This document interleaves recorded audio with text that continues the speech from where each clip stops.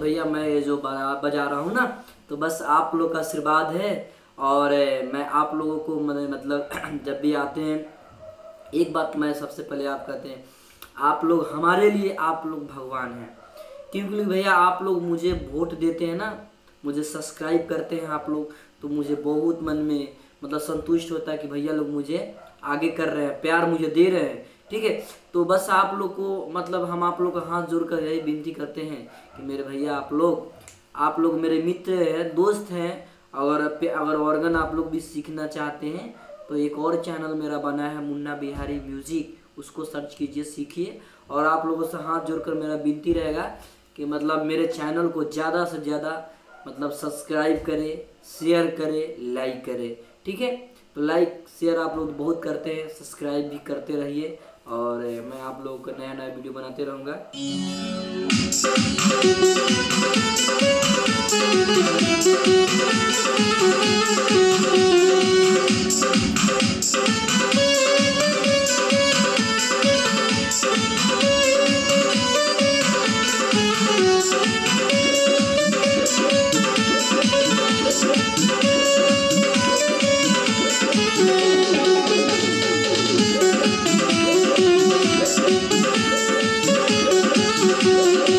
We'll be right back.